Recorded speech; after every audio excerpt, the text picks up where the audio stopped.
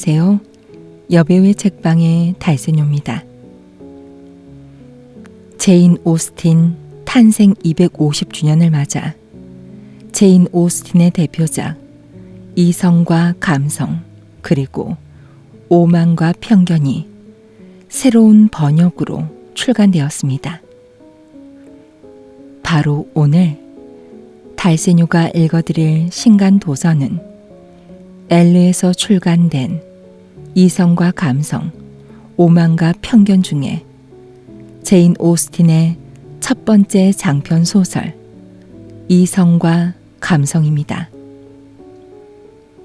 이번 이성과 감성을 번역한 김선영 번역가는 제인 오스틴에 대한 평생의 애정을 담아 여러 번 다시 읽고 분석하고 조사하여 이성과 감성을 쓰던 20살 무렵 제인 오스틴의 생동감 넘치는 목소리를 한국어로 재현했습니다. 김선영 번역가는 수많은 영문학 작품을 한국어로 옮기면서 좋은 번역은 원작 소설을 읽을 때와 본질적으로 유사한 경험을 주어야 한다. 텍스트가 숨죽이면 숨을 죽이고 따뜻할 땐 따뜻하게 읽혀야 한다라는 깨달음을 얻었다고 하는데요. 이런 번역가의 노력 덕분에 이번 이성과 감성, 오만과 편견을 접하는 독자분들은 원작 소설을 읽을 때처럼 생생한 경험을 할 수 있게 되었습니다.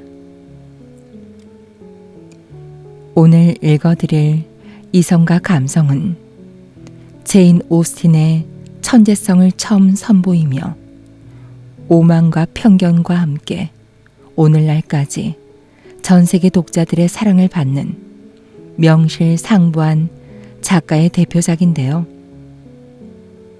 새로운 번역으로 만나는 이성과 감성.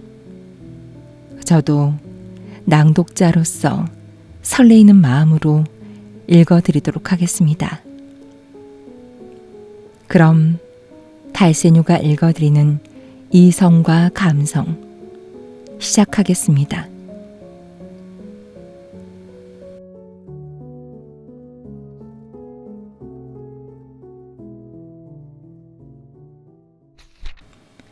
데시우드 가족은 오래도록 서식스에 자리 잡고 살아왔습니다.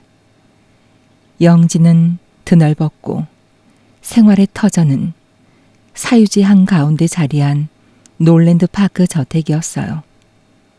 가족은 수세대에 걸쳐 품위 있는 매너로 삶을 영위했기에 주변 지인들의 평판도 대체로 좋았죠. 이 영지의 마지막 소유주는 장수를 누린 독신 남자였는데 누이가 오랜 세월 함께 살면서 집안 살림을 맡아주었더랍니다. 그러나 누이는 영주보다 10년 일찍 세상을 떠났고 집안에는 큰 변화가 찾아왔죠. 누이의 빈자리를 메꾸기 위해 영주가 놀랜드 영지의 법적 상속자인 조카 헨리 데시우드와 그 가족을 집으로 불러들였기 때문이죠. 조카와 질부, 아이들과 함께 노신사의 말년은 편안히 흘러갔답니다. 가족 한 사람 한 사람에 대한 정도 점점 깊어졌죠. 노신사가 이것저것 원하는 게 있을 때는 헨리 데시우드 부부가 늘 귀담아 듣고 보살펴 주었고요.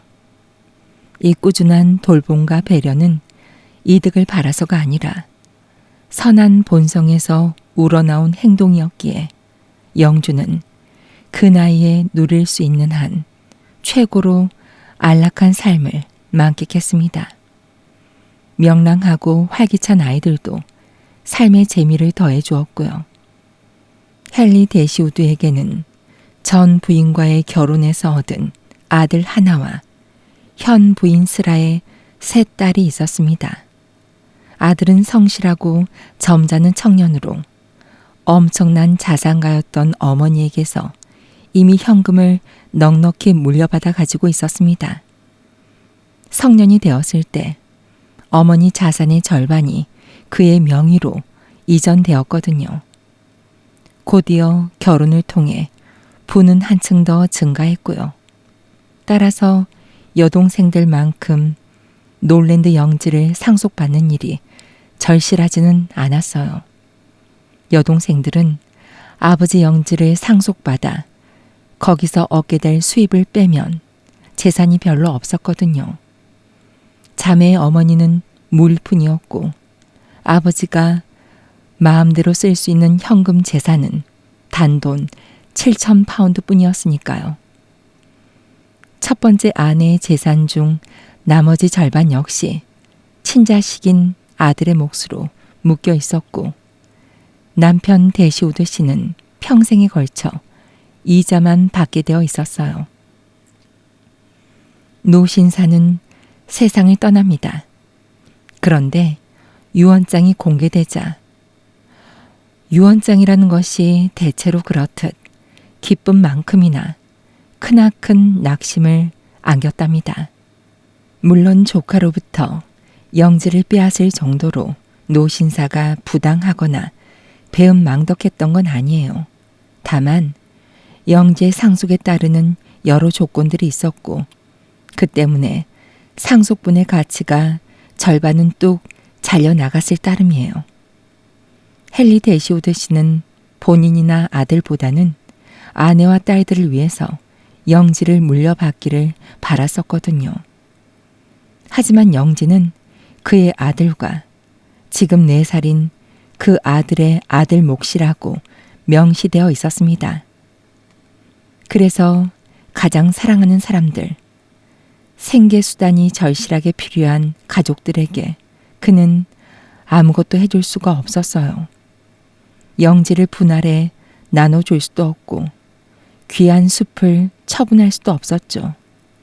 영지 전체가 통째로 부모와 함께 놀랜드에 간혹 놀러 올 때마다 귀염을 떨어 할아버지의 사랑을 독차지한 어린아이의 몫으로 단단히 묶여 있었거든요.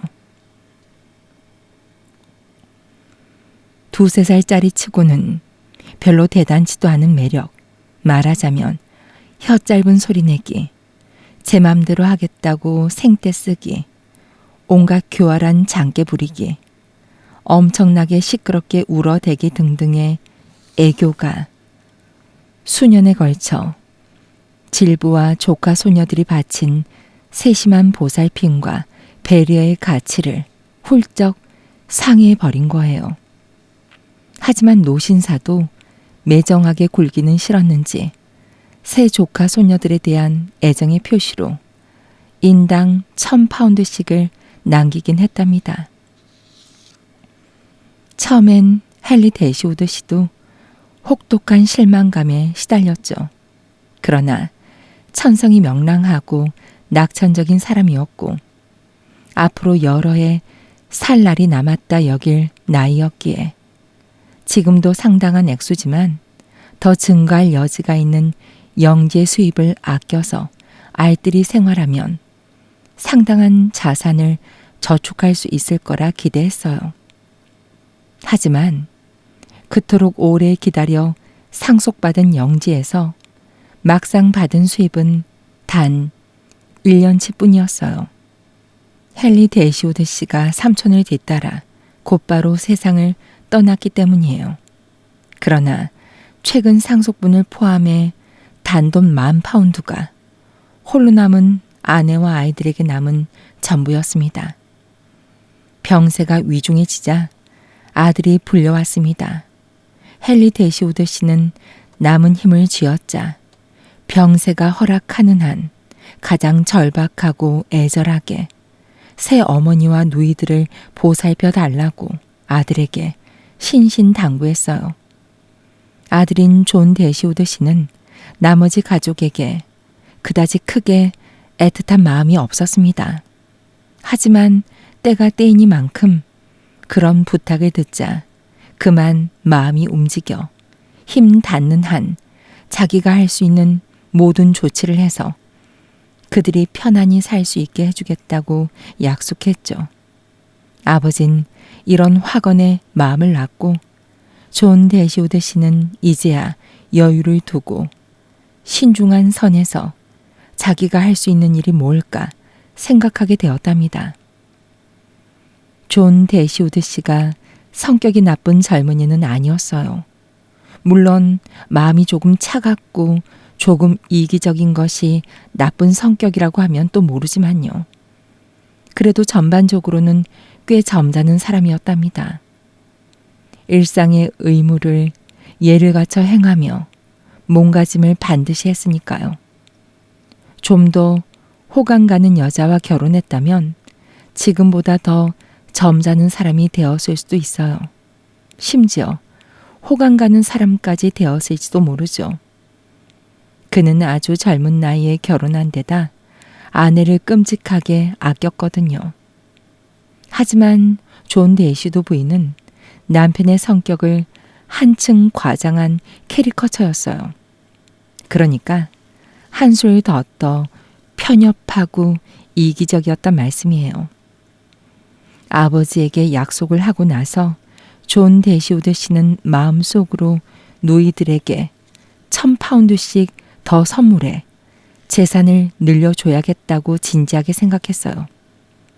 그때는 정말로 자기가 그럴 수 있는 사람이라고 생각하기까지 했다니까요. 현재 소득에 연간 4,000파운드의 수입이 더해지고 어머니의 남은 재산 절반까지 차지하게 된다고 생각하니 마음이 절로 따뜻해져서 관용마저 베풀 수 있을 것 같았던 거죠. 그래, 3,000파운드를 줘야겠어. 그러면 넉넉하고 큰 재산이 되겠지 뭐야. 그 정도면 충분히 아주 편안하게 살 수 있겠지. 3,000파운드라니. 내가 또 큰 불편 없이 그런 거액을 줄 수 있는 사람이라 이거야. 하루 온종일 생각하고 이어진 여러 날을 또 생각했지만 그런 결정이 후회가 되지는 않았어요. 시아버지의 장례식이 끝나자마자 존 대시우드 부인은 미리 온다는 연락도 없이 아이와 시중드는 하인들까지 모두 데리고 남편의 새어머니 집에 쳐들어왔어요. 대체 무슨 자격으로 남의 집에 불시에 찾아오느냐고 따질 권리는 아무에게도 없었습니다. 아버지가 세상을 떠난 순간 이 집은 그 여자 남편의 소유가 되었으니까요. 하지만 홀로 된 헨리 대시우드 부인 같은 처지에서 그처럼 무례한 처우를 당한다면 성격이 어지간한 사람이라도 심히 기분이 상했을 겁니다. 그런데 이 부인은 남달리 명예를 중시하고 타인에게 낭만적인 관용을 베푸는 것을 당연하게 여겨서 남이 심한 결례를 범하면 상대가 누구든 철통처럼 완강한 경멸로 응대하는 사람이었어요. 그 전에도 존 대시우드 부인이 남편 가족에게 사랑받았던 사람은 아니지만요. 하지만 지금까지는 필요한 상황이 오면 실제로 얼마나 타인의 불편 따위 아랑곳하지 않고 행동할 수 있는 인간인지 제대로 보여줄 기회가 없었달까요? 헨리 대시우드 부인이 이 배은망덕한 짓거리를 얼마나 뼈아프게 느끼고 얼마나 진심으로 며느리를 멸시했는지 그가 찾아오자마자 영영 집을 버리고 떠나지 않은 게 천만다행일 정도였습니다. 그리 가버리는 것도 예가 아니라고 큰딸이 어머니를 간절히 설득했으니 망정이죠. 그래서 부인도 새 딸을 지극히 사랑하는 마음에서 계속 머물기로 마음을 먹었고 오로지 딸들을 위해 의붓아들과 불화를 피하기로 했습니다. 이토록 큰 힘이 되는 조언을 한 첫째 딸은 엘리너였어요. 엘리너는 심지 굳은 이해력과 냉정한 판단력을 갖추고 있어서 19살밖에 안 된 나이에도 어머니의 조언자로 모자람이 없었고 헨리 대슈도 부인이 열띤 마음에 신중하지 못한 판단을 내릴 때마다 나서서 말려서 가족 모두에게 도움을 주는 일이 자주 있었죠. 엘리너 씨는 마음씨도 빼어났습니다.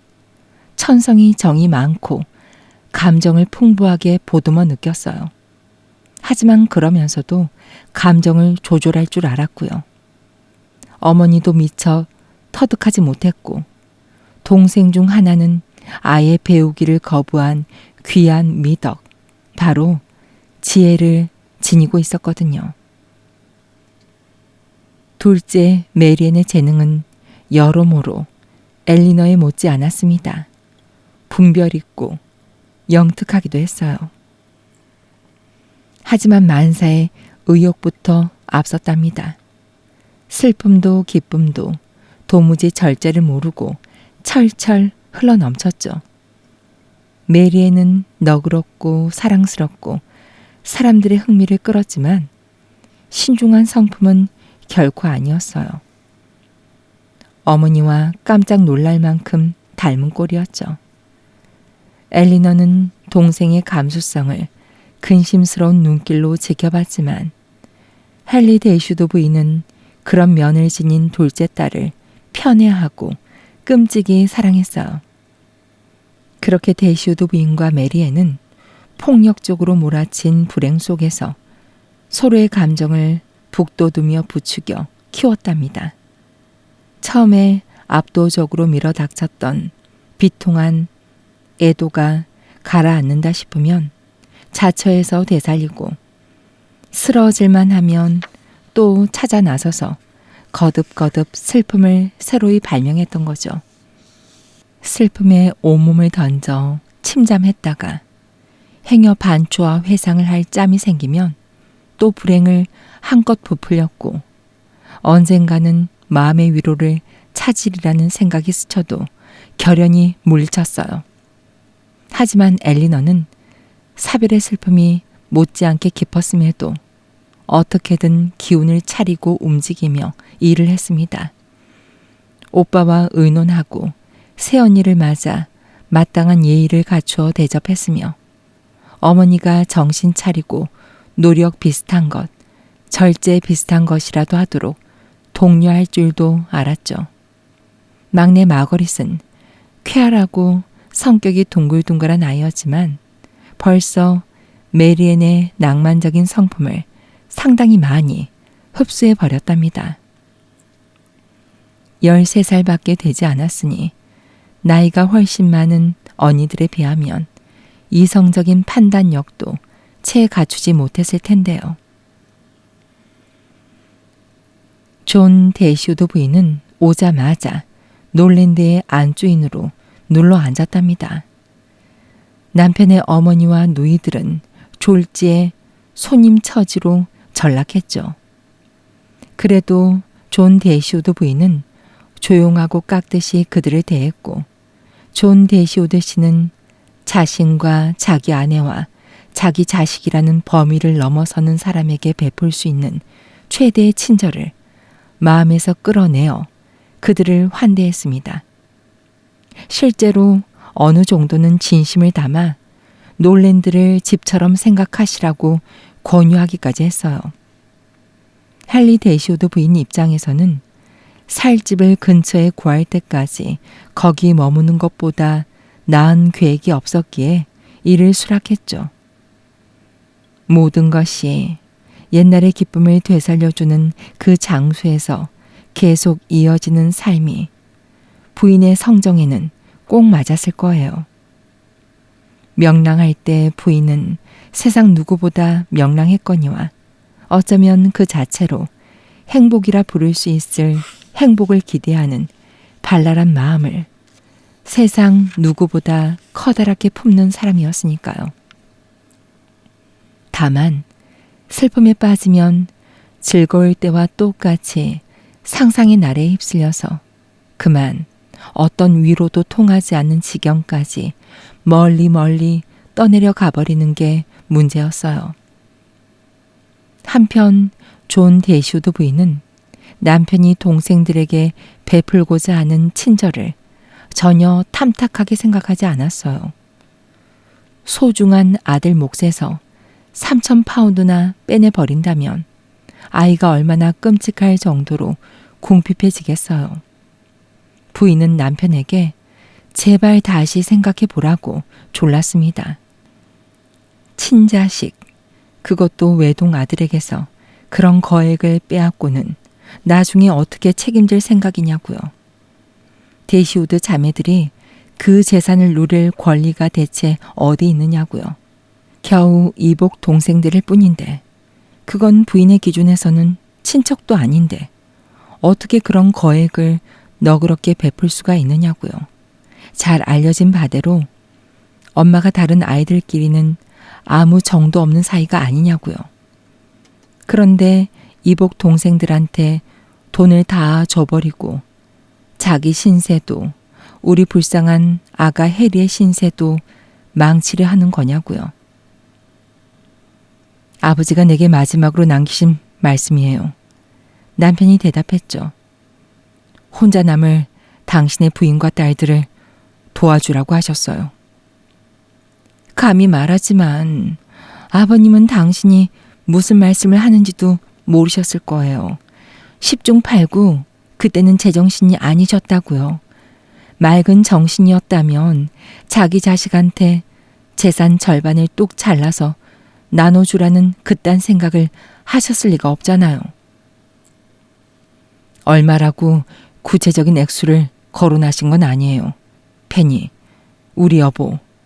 다만 일반적으로 그들을 도와달라고 당신 능력으로 못해준 편안한 삶을 누리게 해달라고 말씀하셨을 뿐이죠. 내게 전적으로 맡겼다 해도 과언은 아니에요. 아버지가 날 가족을 홀대할 사람으로 보셨을 리가 없잖아요. 하지만 약속을 해달라 하셨으니 당연히 약속을 한 거고요. 적어도 그때는 그렇게 생각했어요. 그러니까 약속을 했고 약속을 했으니 지켜야죠. 그네들이 놀랜드를 떠나 새 집에 자리 잡을 때쯤 뭐라도 해줘야 해요. 뭐 그렇다면야 뭔가 해주기는 합시다. 하지만 그 뭔가가 3,000파운드일 필요는 없지 않나요? 생각해 보세요. 페니는 덧붙여 말했습니다. 일단 한번 헤어진 돈은 다시는 돌아오지 않아요. 당신 동생들은 결혼할 테고 그럼 그 돈과는 영영 이별이에요. 만에 하나 우리 가엾은 아들이 그 돈을 되찾을 길이 있다 해도 하긴 확실히 그렇군요. 페니의 남편이 말했어요. 몹시 심각한 말투였죠. 그때는 차이가 크게 느껴질 수도 있겠어요. 혹시라도 그런 큰 돈을 줘버렸다고 우리 해리가 아쉬워할 때가 올 수도 있으니 예컨대 해리가 자식들을 많이 낳아 기른다 치면 그 돈이 퍽 쏠쏠하게 도움이 되겠네요. 당연하죠. 그렇고 말고요. 그럼 어쩌면 액수를 절반으로 줄이는 게 모두를 위해 좋을 수도 있겠군요. 500파운드만 해도 엄청나게 자산이 늘어나는 셈이니까요. 아, 더할 나위 없이 훌륭하죠. 세상에 동생들한테 그만큼 해주는 오빠가 또 어디 있겠어요. 심지어 진짜 동생도 아닌데. 솔직히 그렇잖아요. 피가 반밖에 섞이지 않았으니까요. 그나저나 당신은 심성이 참으로 너그럽군요. 인색한 짓거리는 정말이지 하고 싶지 않아요. 존 대시우드가 대답했어요. 이런 경우엔 너무 적다 싶은 것보다는 많다 싶게 해주는 편이 좋아요. 이만하면 누가 봐도 내가 할 만큼 했다 이렇게 말하겠죠. 본인들도 더 바랄 염치는 없을 거고요. 그 사람들이야 뭘 바랄지 어떻게 알아요. 하지만 그 사람들이 뭘 바라건 우리가 알 바는 아니고요. 문제는 당신이 얼마나 여유가 되나 그거예요. 확실히 당신 말이 옳아요. 내 생각엔 인당 500파운드는 줄 수 있을 것 같아요. 사실 내가 더 보태주지 않아도 동생들 어머니가 돌아가시면 각자 3,000파운드 이상 받게 될 테니까요. 젊은 아가씨들한테 그 정도면 누가 봐도 완벽하게 편안한 삶이고요. 물론이에요. 솔직히 굳이 재산이 더 필요할 리가 있나 하는 생각이 나는 퍼뜩 드네요. 셋이 나눠 쓸 수 있는 재산이 10,000파운드나 있잖아요. 당연히 좋은 혼처 구해서 결혼도 잘할 테고, 결혼을 안 해도 10,000파운드에 붙은 이자면 다 같이 편안히 살 수 있지 않겠어요? 그야 정말 그렇고 말고요. 그러니까 전체적으로 보면 동생들한테 해주는 것보다 어머님 생전에 좀 드리는 게 낫지 않나 싶기도 하네요. 연 지급하는 위로금처럼요. 그럼 동생들도 덕을 볼 테니까 1년에 100파운드씩 드리면 다들 더할 나위 없이 편하게 살 수 있겠죠. 하지만 아내는 이 계획에 동의하는 게 좀 망설여지네요. 확실히 1,500파운드를 한 번에 내놓는 것보다야 낫죠. 하지만 그랬다가 데이시우드 부인이 15년보다 더 살면 우린 완전히 뜯어먹히는 거예요. 15년이라니. 여보 페니, 설마요. 그 절반만 해도 많이 사시는 걸 텐데. 그야 당연하죠. 하지만 잘 보면 매년 위로금을 받아야 되는 사람은 항상 끝도 없이 오래 살더라고요. 게다가 그분은 아주 튼튼하고 건강하고 40도 안 됐잖아요. 매년 지급하는 위로금은 아주 심각한 문제예요. 해마다 또 오고 또 오고 또 오고 어떻게 없애버릴 길도 없고요. 당신이 지금 자기가 무슨 짓을 하는지 몰라서 그래요. 나는 연 지급금이 얼마나 골칫덩이인지 하도 많이 봐서 잘 알거든요. 아버지 유언대로 나이 들어 은퇴한 하인들한테 어머니가 꼼짝없이 3파운드씩 지급하셨는데 답답하고 성가신 일이었죠. 어머니 기분이 얼마나 상했는지 말도 못해요. 연금을 매년 2번씩 지급해야 한단 말이에요. 게다가 귀찮게 또 갖다 줘야 되고, 그러다 한 사람이 죽었다는 얘기가 돌았는데 나중에 보니 헛소문이었어요. 어머닌 지긋지긋해 하셨죠. 끝도 없이 계속 내놓으라는 사람들이 이렇게 많으니 돈이 들어와도 자기 돈이 아니라면서요. 그러니 아버지도 참 매정하셨던 거죠. 안 그러셨음 아무 제약 없이 그 돈을 전부 어머니가 마음대로 쓰셨을 거 아니에요. 나도 그걸 보고 나니까 연 지급금이 끔찍하게 싫어졌어요.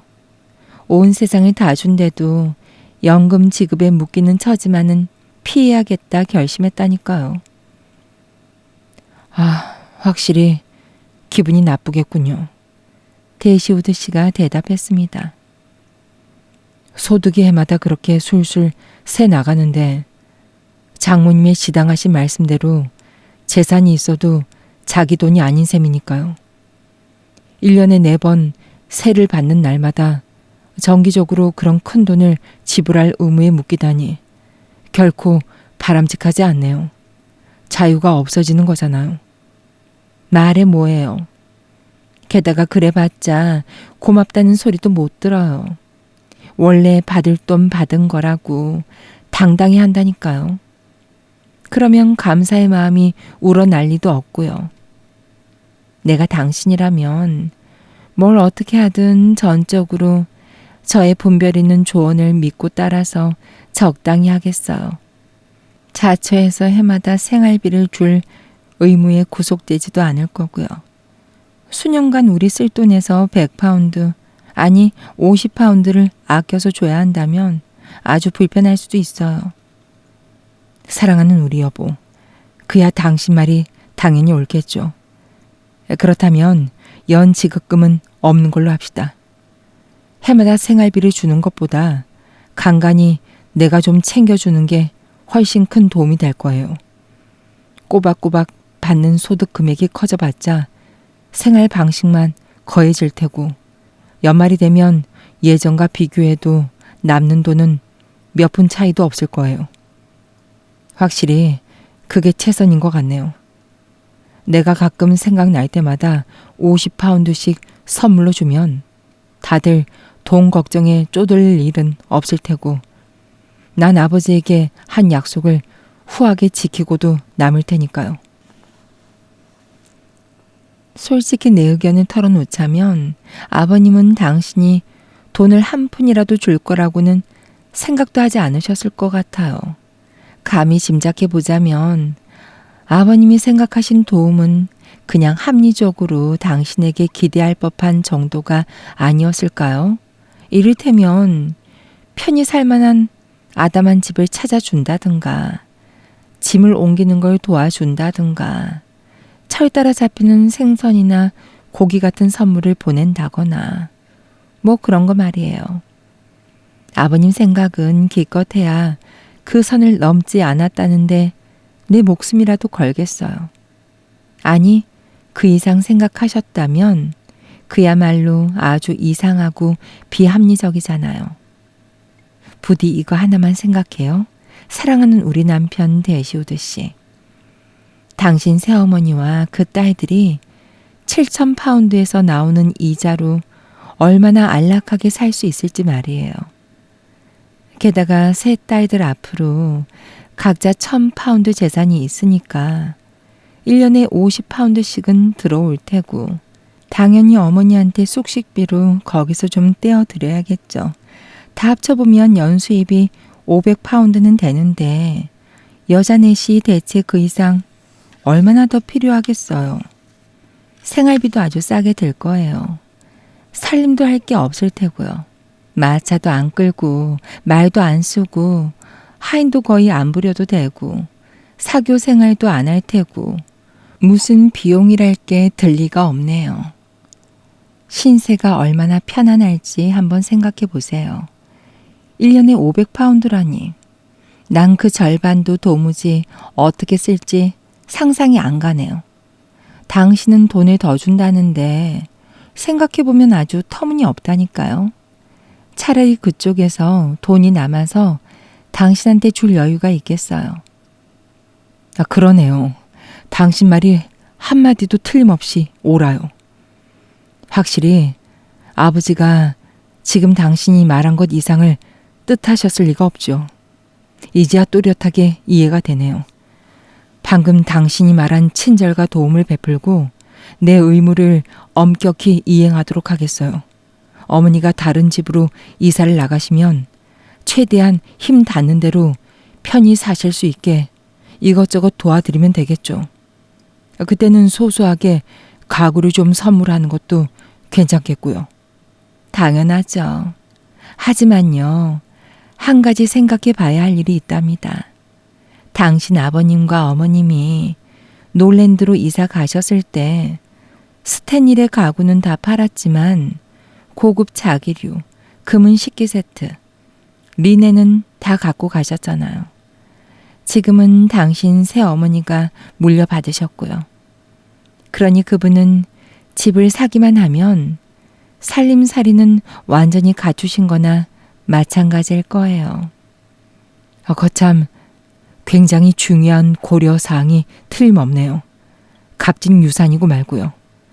게다가 금은 식기 중에는 여기 우리 집에 갖춰 놓으면 아주 잘 어울릴 만한 것들도 있을 텐데. 그래요. 아침 식사용 자기 세트도 이 집에 있는 것보다 2배는 더 아름답고요. 내 의견을 말해보자면 솔직히 그 식구 형편에 들어가 살만한 집을 생각하면 과하게 훌륭하다니까요.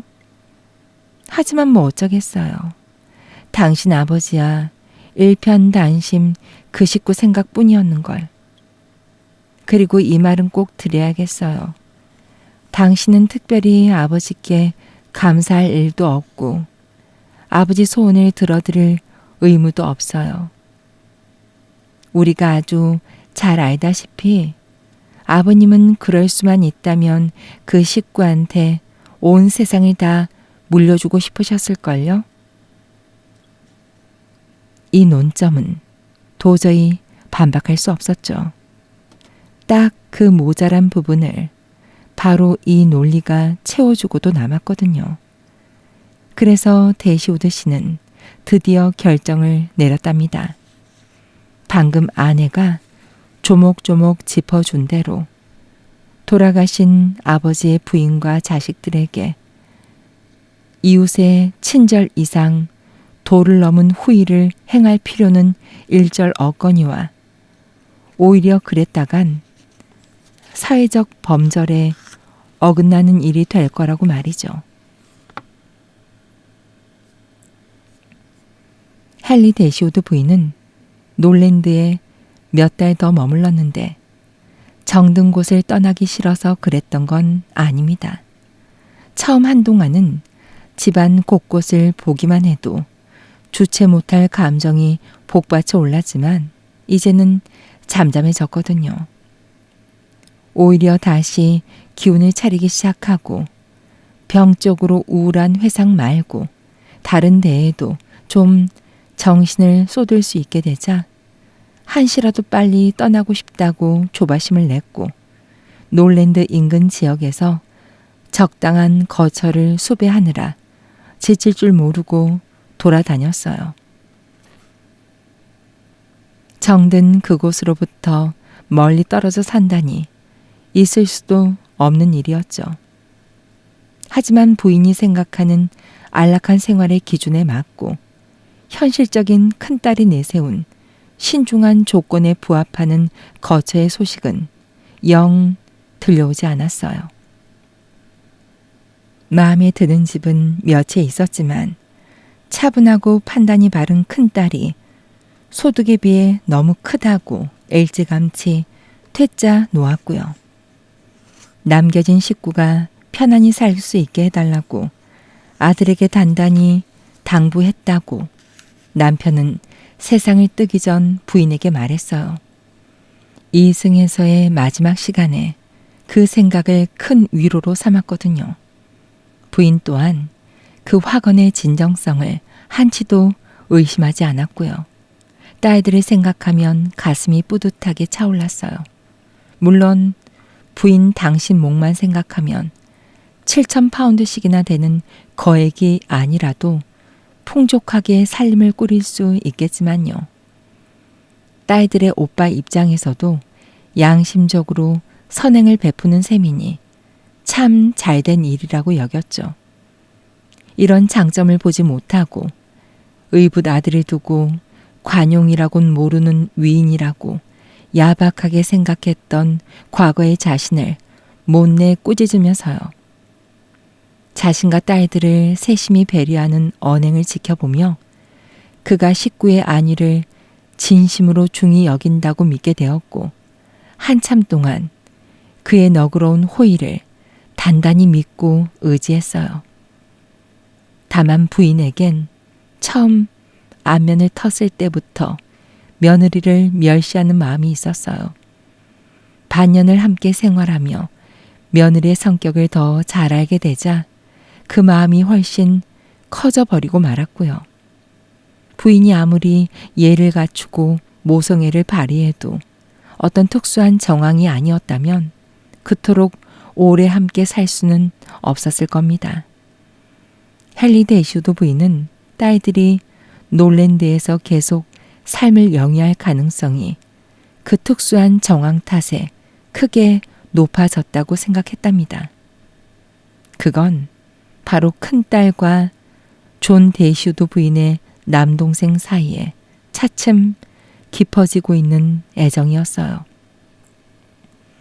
그는 신사답고 호감 가는 청년이었는데 놀랜드에 누나가 자리를 잡고 얼마 되지 않아 소개를 통해 그들과 인사를 나누었고 그 후로 상당 시간을 그곳에서 보내고 있었죠.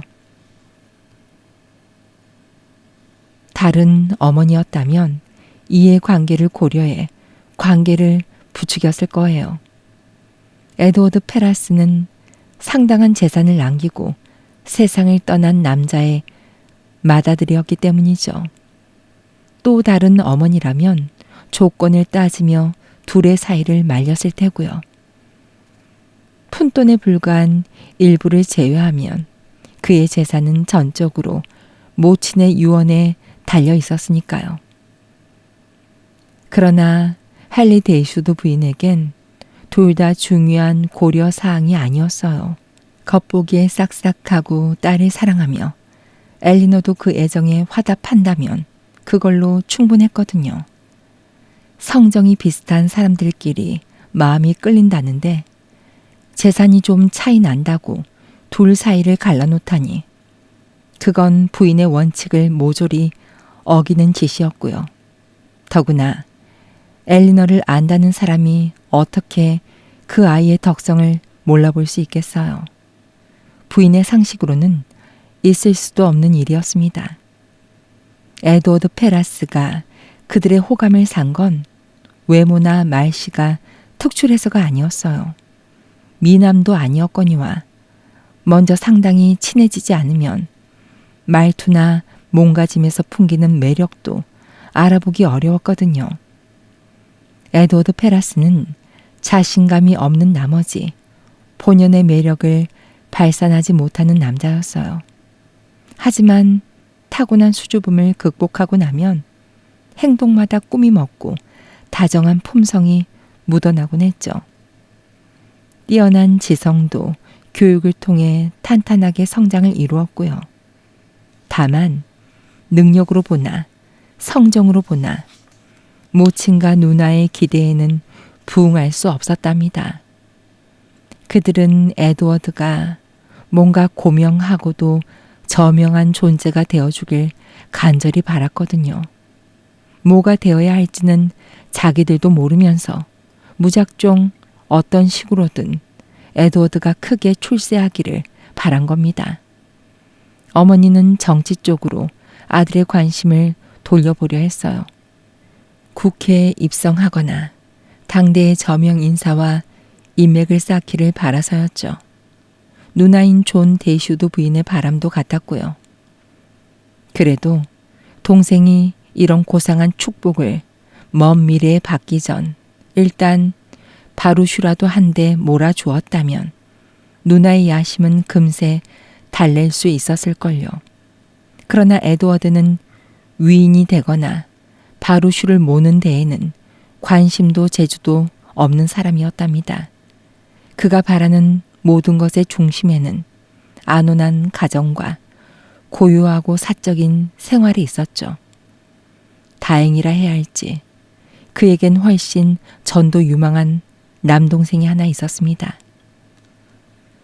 헨리 데이슈드 부인의 관심을 한몸에 받게 되었을 때 에드워드는 이미 그 집에 몇 주일째 머물러 지내고 있었어요. 하지만 처음엔 부인이 슬픔에 너무 깊이 빠진 나머지 주변을 유심히 살피지 않았었죠. 그러다 조용하고 나대지 않는다는 한 가지 이유만으로 에드워드를 마음에 들어하게 되었답니다. 에드워드는 눈치 없이 아무 때나 말을 걸어 불행에 젖은 마음을 방해하는 사람이 아니었거든요. 어느 날 우연찮게 엘리너가 에드워드는 누나와 참 다르다고 말하는 바람에 부인은 처음으로 그를 눈여겨보았고 큰 호감을 갖게 되었죠. 제 누나와 대조적인 사람이라니 부인에게 그보다 호소력 강한 장점이 어디 있겠어요.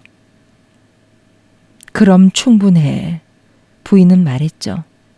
페니와 다르다니 그 말 하나로 충분하구나. 그 말에 다정한 장점이 다 담기고도 남아 벌써 그 사람이 사랑스러운 걸. 어머니가 좋아하실 거라고 생각해요. 엘리너가 말했어요. 더 잘 알게 되시면요. 좋아한다니. 부인은 웃음을 머금고 대답했답니다. 난 원래도 사랑보다 못한 호의의 감정은 느낄 수도 없는 걸. 좋은 사람이라고 존중하실 수도 있잖아요. 존중과 사랑을 따로 구분하는 마음이라니 난 아직도 전혀 모르겠더라.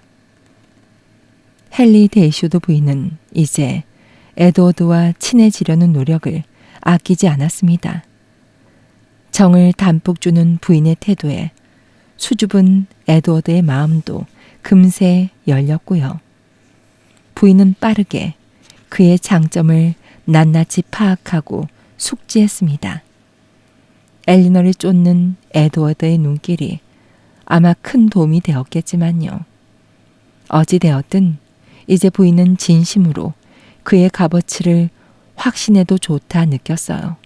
조용조용한 에드워드의 언행은 부인이 생각하는 훌륭한 청년의 화법과 꽤 큰 차이가 있었지만 마음이 따뜻하고 성정이 다사롭다는 걸 알고 보니 재미가 없지만은 않았어요. 엘리너를 대하는 에드워드의 행동에서 미미하나마 사랑의 징후를 감지한 부인은 곧바로 그 둘의 진지한 관계를 당연시했고 둘의 결혼이 빠른 시일 내로 성사되리라는 기대감에 부풀었답니다. 메리앤, 아무리 봐도 몇 달 후에는 엘리너가 결혼해서 자리를 잡을 것 같구나. 우리야 허전하고 그립겠지만 네 언니는 행복하게 살 거야. 아, 엄마. 언니가 없으면 우리는 어떻게 해요? 헤어져 산다고 할 수도 없을 거란다. 몇 마일도 채 안 되는 거리에 살 테고 살아가면서 모든 날에 서로 만날 테니까 너한텐 오빠가 생기겠지. 진짜 오빠. 다정한 오빠. 엄마는 에드워드만한 심성을 가진 사람은 세상에 아무도 없다고 생각해. 하지만 메리앤, 넌 표정이 심각해 보이는구나. 언니의 선택이 마음에 들지 않니?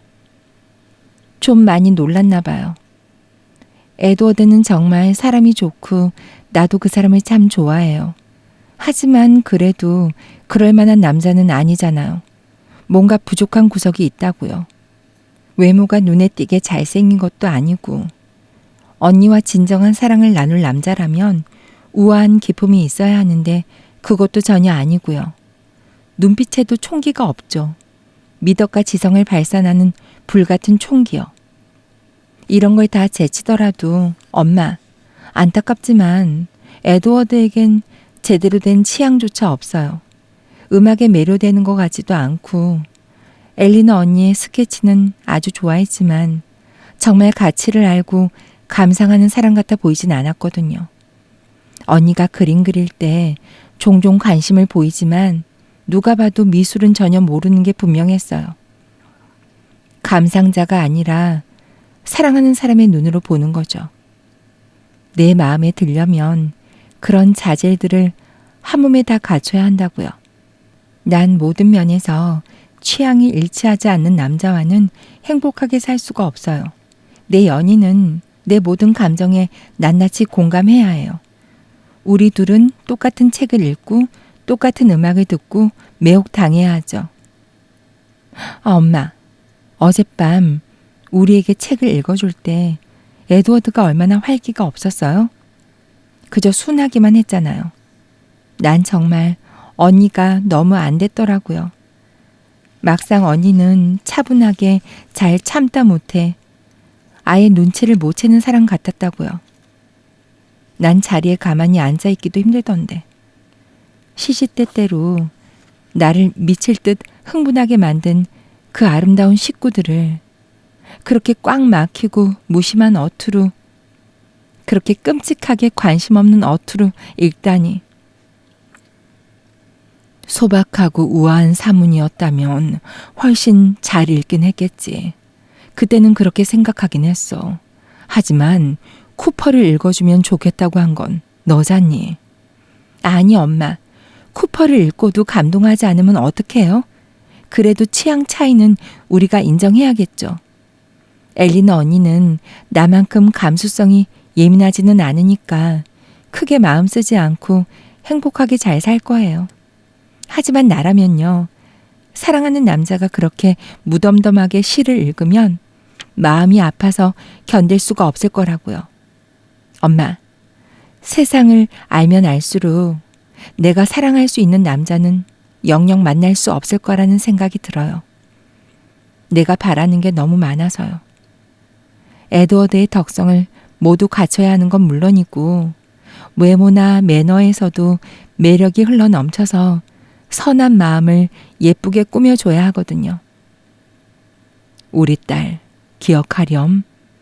넌 17살도 채 되지 않았어.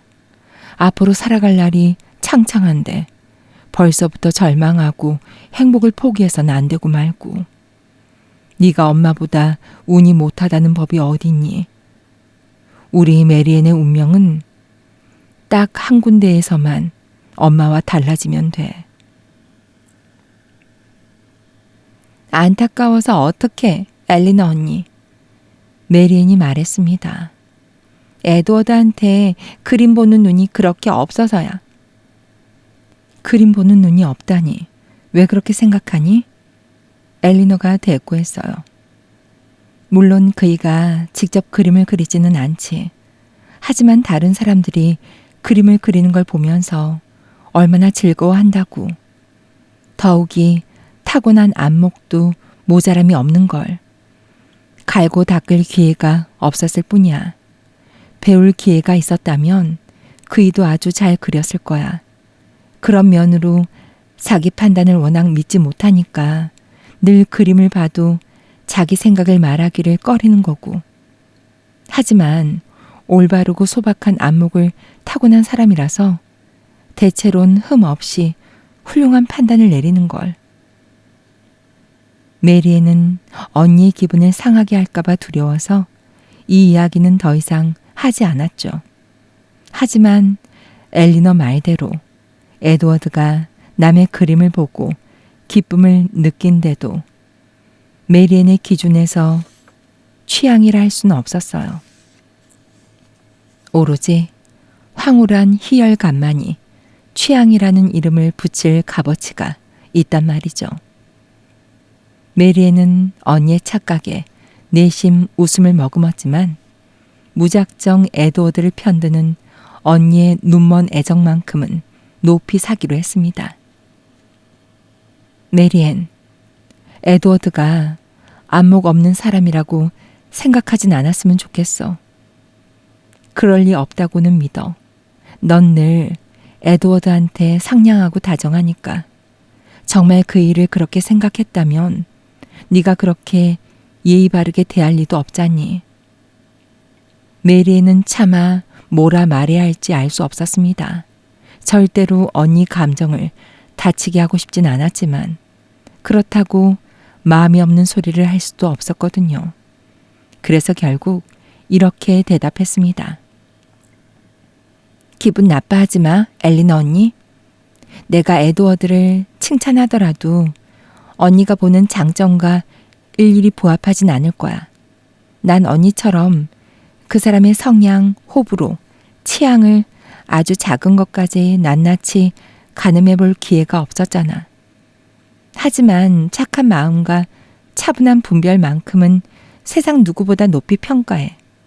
훌륭하고 사랑스러운 덕목들도 빠짐없이 갖췄다고 믿고. 세상에. 엘리너가 웃음 지으며 말했습니다. 에드워드의 절친한 친구가 들어도 그런 칭찬에 전혀 불만이 없겠는걸? 이보다 더 뜨겁게 너의 진심을 전할 말은 없을 거야. 메리앤은 언니 기분이 금세 좋아지자 기뻤습니다. 엘리너가 말을 이었습니다. 사리 판단 반듯하고 심성이 착하다는 거야. 그이와 마음을 터놓고 대화를 나눠본 사람이라면 누구나 알고도 남지. 훌륭한 지성과 반듯한 원칙이 눈에 덜 띄는 건 순전히 그이가 수줍은 탓에 종종 입을 다물고 말을 아끼기 때문이고. 너도 그만큼 보아왔으니 댐댐이가 알찬 사람인 건 다 알 거야. 그래도 네가 말하는 소상한 취향이라면 사정이 사정이니만큼 네가 나보다 더 잘 알 리 없자니. 난 그이와 종종 함께 있었고 꽤 오랜 시간을 같이 보냈지만 너야 내내 다정이 병이신 엄마 일에 온통 정신이 쏠려 있었으니까. 난 그 일을 오래 지켜보면서 감정을 찬찬히 살피고 문학과 예술적 취향에 관한 의견을 경청했어. 그래서 감히 말하는데 그이는 박학다식하고 책을 굉장히 좋아하고 활발한 상상력과 정확하고 적확한 관찰력을 지닌 데다 취향도 섬세하고 순수한 사람이야. 매너도 외모도 다 그렇지만 깊이 알면 알수록 모든 면에서 점점 더 뛰어난 능력을 드러내는 그런 사람. 물론 첫인상만 보면야 언변이 눈에 띄게 확 뛰어나진 않지. 외모도 미남이라고 하긴 어렵고, 하지만 표정 풍부한 그 눈빛은 범상치 않게 선하고 대체로 다정하고 호감 가는 얼굴이잖아. 내겐 이제 너무 익숙해져서 심지어 정말 잘생겨 보여. 흡사 미남 같아 보인다니까. 어떻게 생각하니, 메리앤? 엘리너 언니, 지금은 아니더라도 금세 내 눈에도 잘생겨 보일 거야. 인연을 맺고 형제처럼 사랑해 달라고 언니가 말하면 그땐 내 눈에도 심성뿐 아니라 외모까지 완벽해 보이겠지. 엘리너는 동생이 섣부른 선언에 놀라버렸고 메리앤이 에드워드 이야기를 하며 저도 모르게 내비친 속마음이 지나치게 감정적이라 걱정스러워졌습니다. 엘리너의 마음도 에드워드를 아주 높이 평가하고 있었습니다. 그 마음이 일방적이라고 생각지도 않았고요. 하지만 메리앤이 둘 관계를 다 정해진 것처럼 믿어버리니 썩 유쾌하지가 않았습니다. 아직 그만큼의 확신은 없었거든요. 메리앤과 어머니는 삽시간에 추측에서 확신으로 넘어가고 소망을 희망으로, 희망을 예측으로 부풀리기 일쑤였죠. 그래서 엘리너는 현재 두 사람의 상황을 있는 그대로 설명해 주려 해봤습니다. 굳이 부정하려 하진 않겠어. 엘리너가 말했습니다. 난 그이가 대단히 훌륭하다고 생각해. 굉장히 존중하고 있고 마음에도 들지. 메리앤은 이 말을 듣자마자 갑자기 버럭 화를 냈습니다. 존중한다고? 마음에 든다고? 엘리너 언니는 냉정해. 냉정한 것보다 더해. 감정이 부끄러운 거잖아. 또 그런 말을 쓰기만 해봐. 그럼 당장 이 방에서 박차고 나가버릴 거야. 엘리너는 웃음을 참을 수 없었습니다. 미안한데 너의 화를 돋우려고 이렇게 잔잔한 말로 감정을 표현한 건 아니야. 말보다는 훨씬 깊은 감정이라는 걸 믿어줘. 딱 그의 장점에 걸맞은 마음. 어리석지도 않고 경솔하지도 않게 애정을 미루어 짐작하고 소망하는 마음. 정확히 그만큼의 감정이라고만 생각해주면 돼. 하지만 그 이상이라고 생각하지 마. 난 아직 그 사람 마음에 어떤 확신도 없거든. 어느 정도의 호감일까 알쏭달쏭할 때도 많고 분명히 말해두는데 난 먼저 그의 감정을 온전히 알아내기 전까지는 내 마음도 섣불리 부풀려 오해하거나 믿어버리지 않을 거야. 괜히 내 쪽에서 특별한 감정을 부추겨 키우기는 싫으니까. 심장의 육감만 믿는다면 그이가 날 좋아한다는 사실을 거의 의심할 수 없지. 하지만 본인의 의사 말고는 다른 문제들이 있잖니. 경제적으로 독립하려면 아직 멀었으니까. 에드워드의 모친이 실제로 어떤 분인지 우리가 알 길도 없고.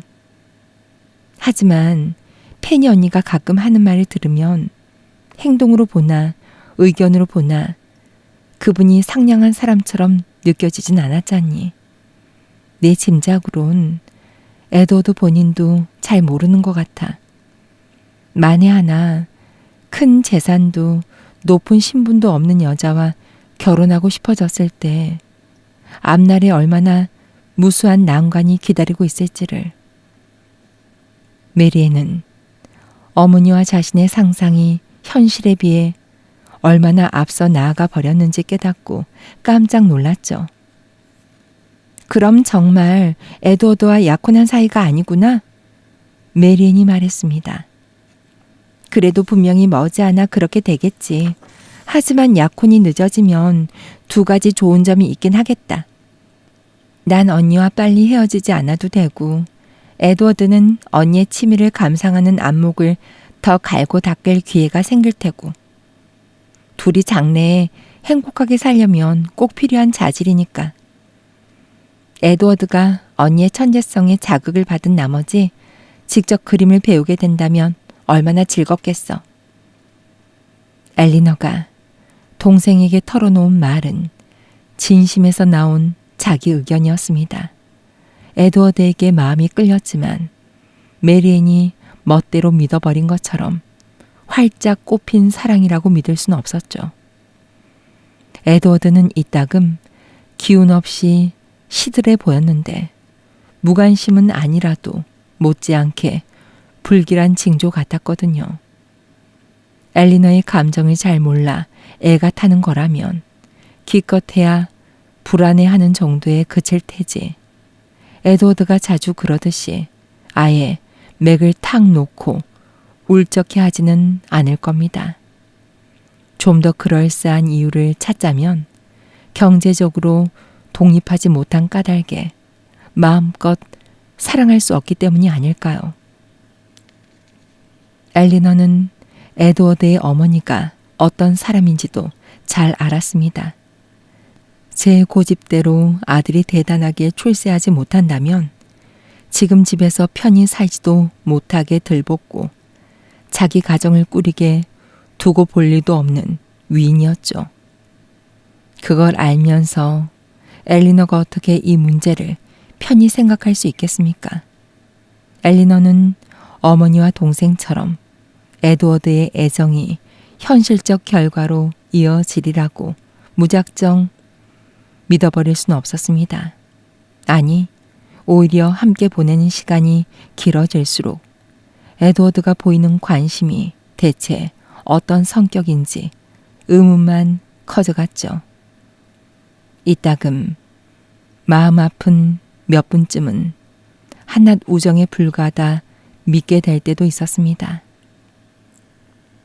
하지만 현실적 한계야 어떻든 에드워드의 마음은 누나의 심기가 불편해져서 훨씬 더 자주 매정하고 무례하게 굴게 만들 만큼은 충분히 커졌답니다. 페니는 이 문제로 이야기를 나눌 기회가 처음 생기자마자 시어머니에게 얼마나 당돌하게 따지고 들었는지 모릅니다. 우리 동생은 앞으로 크게 출세할 제목이다. 우리 어머니 페라스 부인은 두 아들을 모두 좋은 혼처에 장가 보내고 싶어 한다. 감히 꼬시려고 덤비는 젊은 여자가 있으면 크게 조심해야 할 거다. 하면서 어찌나 열불을 내는지 헨리 대슈드 부인도 모르는 척 하기는커녕 냉정을 유지할 수도 없었죠. 그래서 경멸이 도드라지는 대꾸를 쏘아붙이고 방에서 나가버렸습니다.